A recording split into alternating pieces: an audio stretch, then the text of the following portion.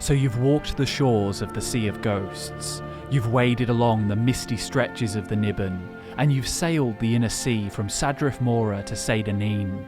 But what wonders have you spied from the gunwale? What creatures lurk beneath the waves? You probably saw 100 slaughterfish. Maybe you saw a hawker sprawled out on the shore, or a mud crab skittering from the surf. Maybe it wasn't a mud crab, it might have just been a rock. The rivers and oceans of the Elder Scrolls tend to feel empty, and it's fair to assume that there just aren't many aquatic creatures in Tamriel. But that assumption couldn't be further from the truth. There are creatures great and small beneath the seas. Some are harmless, others are obnoxious, while many more are extremely deadly. Hey guys, it's Drew here and welcome back to Fudge Muppet. I remember playing Skyrim for the first time and being so disappointed that my water-breathing Argonian would swim almost completely alone in the open waters of the Sea of Ghosts. I always thought it would add a real sense of danger to have a variety of abyssal beasts lurking in the depths. There's plenty of lore surrounding the sea creatures of Tamriel, yet the waters are void of life. And for that reason, I thought it would be a good idea to dive into the lore regarding Tamriel's many diverse aquatic creatures. So let's get right into it, starting with the familiar beasts of the shorelines, working our way out into the open ocean, towards the deadly, dreadful things that dwell in the deep. And since we're leaving no stones unturned, I'll start by saying that you shouldn't go turning stones by the water's edge, as you may just end up with your finger between the pincers of a mud crab. Despite their camouflaging skills, you won't find many Tamrielites who haven't seen a mud crab before. They're incredibly common, and for the most part, they're completely harmless. If provoked, they may attack, but even in casts, they're not a cause for concern. Mud crabs can grow to an impressive size, and their meat is popular in many cultures. There are stories of intelligent talking mud crabs, as well as mud crabs in dwarven armour, but I'd be willing to bet 50 credits that those stories were made up by some greedy merchants. It is said that long ago there was a species called the Emperor Crab, which was native to Vardenfell and was believed to be related to the mud crab. Unfortunately, the Emperor Crabs went extinct, and the closest you can come to seeing them is in the city of Ald'ruhn. The Kai'mer who settled the region used the shells of these great crustaceans to build their manor districts.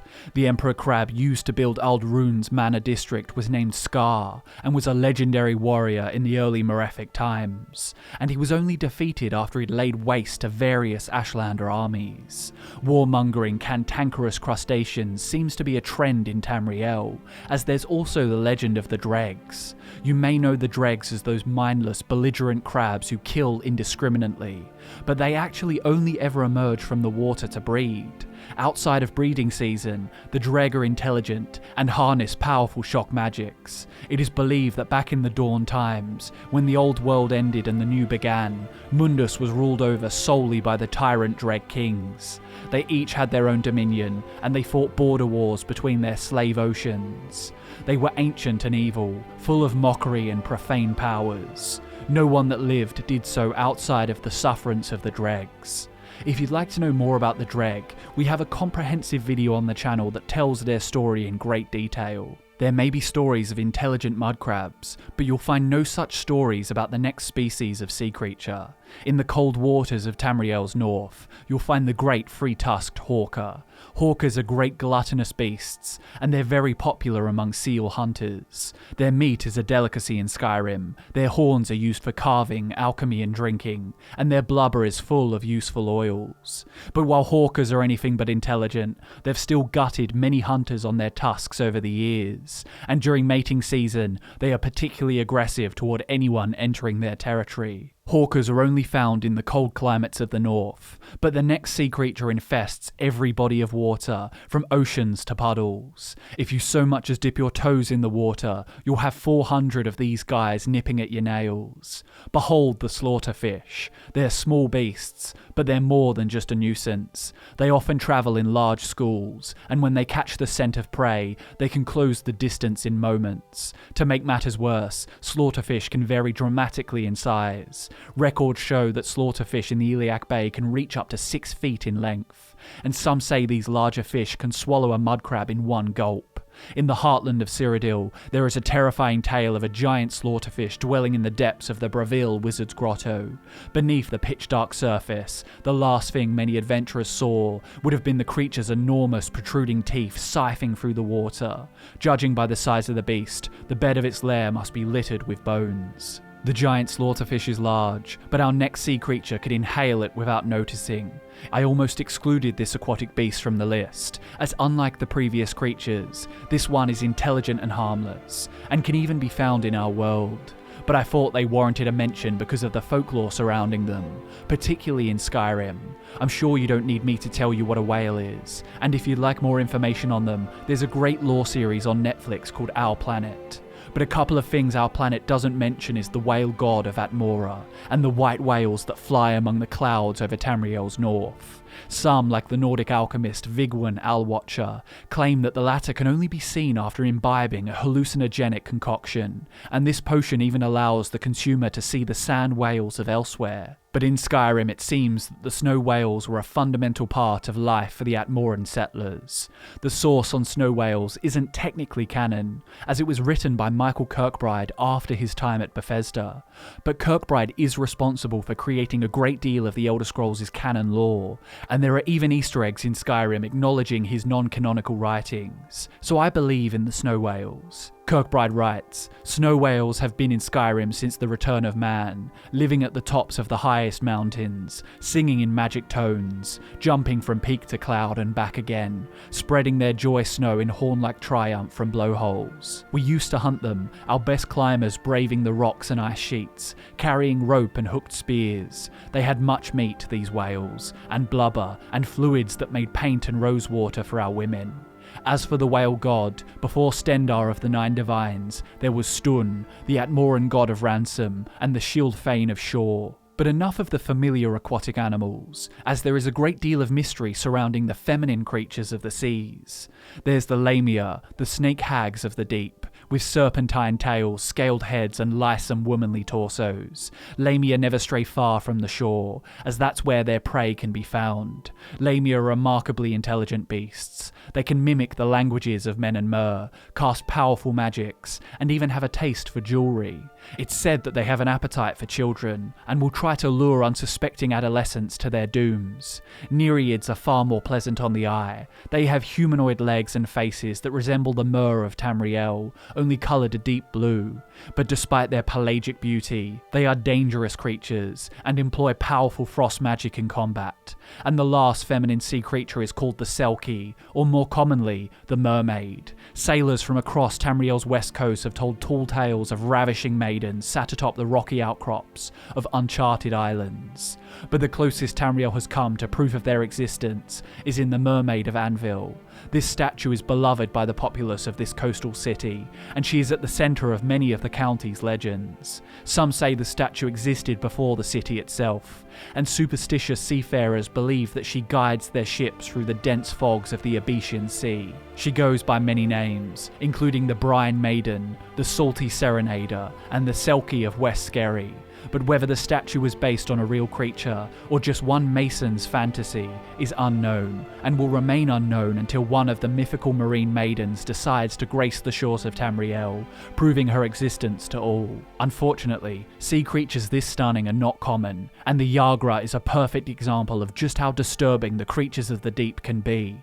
You won't find sailors singing songs about the Yagra like they do about mermaids, and you can probably chalk that up to their gangling limbs, chitinous forms, razor-sharp claws and spiny shells. The various forms of Yagra also differ from mermaids in that they're as abundant as they are abhorrent. In larval form, Yagra are approximately the same size as a mud crab, and look like crustaceous spiders. In adult form, Yagra monstrosities develop a firm exoskeleton, pincers, and carry a huge shell on their backs. Other forms of Yagra, including spewers and striders, are bipedal. The former is named for the poison sacs in their necks, making them extremely deadly even at range. They can be easily identified by their bioluminescent shells. Striders, on the other hand, lack poison sacs, and their carapaces do not glow, but they have sharp claws and are very aggressive. In the year 582 of the Second Era, the Sea Slode used strange magical objects called abyssal crystals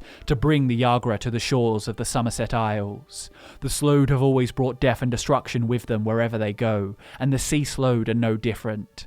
If you'd like to know more about the Slode race as a whole, Scott has a video dedicated to the Elder Scrolls' chunkiest race on the channel already, but the Sea Slode in particular do not live on the Thrashian archipelago. The coral kingdoms of Thras are ever changing, but they are islands, and therefore they are above the water. The Sea Slode have their domain beneath the sea. One such example is the underwater kingdom of Ulvor Kuss. They are a reclusive people, which is fitting, as no other race can hope to communicate with them while they're living in the depths of the Sea of Pearls. Like their amphibious cousins, the Sea Slode are skilled necromancers and alchemists. They dedicate their time to the pursuit of shadow magic and magics of the mind. They control other marine creatures like the Yagra to serve as their soldiers and slaves. But the Yagra are not the only non-native sea creature to plague the home of the High Elves. Reef vipers can also be found slithering along the shores of Somerset. These winged serpents were brought to Tamriel by the Malma Sea Elves in their countless attempts to conquer the Somerset Isles. The Malma have domesticated these usually hostile predators, breeding them to be smarter, bigger, and more deadly. And they are likely related to the sea serpents, which are titanic aquatic monsters, native to Pyandania. It is said that adult sea serpents can stand 64 feet above the water's surface. The Malma tame these dangerous beasts with King Orgnum's snake magic, and the Sea Elves ride them into battle. Their magnificence inspired the Malma to adopt sea serpent iconography in their weapons, armour, banners and ships. Sea serpent sightings are not uncommon on the Isle of Stros M'Kai, just southeast of Hammerfell. These rumours are supported by maps depicting sea serpents in the waters of the Abyssian Sea, and there was even a sea serpent skeleton buried in the sands of the island around Second Era 864. While on the topic of sea serpents, I should briefly mention sea drakes. Scarce little is known about them, but they are said to be immense fish found in the sea around Blackmarsh. They are described as being like a crocodile, but with paddles instead of legs. We have two creatures left to talk about, and these may just be the most deadly of the bunch, but they also have next to no reliable information about them. These are not your typical aquatic creatures, as they spend most of their time on dry land, in human, elf, or beast folk form. That's because these are were creatures. You've heard of werewolves, and you may even know of were bears, boars, bats, vultures and lions. But have you heard of were crocodiles and were sharks? There are stories of were crocodiles lurking in the swamps of Blackmarsh and in the waters of the Padamaic Ocean just off the province's coast. Were sharks, on the other hand, have never been associated with a specific region of Tamriel, but rather all the seas and oceans. No other information exists on the two Therianthropes. Skeptics claim they are mythical beasts, and that's entirely possible. Most mortals of Tamriel know that were creatures exist, so it would only take a bit of imagination to apply this to every animal that provokes fear in the common folk. The beasts of the land share Tamriel with the races of Man and Mer, but beneath the sea, much is still shrouded in mystery. I hope this video gave you a new appreciation for the sea creatures of the Elder Scrolls. There are actually things to discover underwater, more than just mud crabs, hawkers and slaughterfish.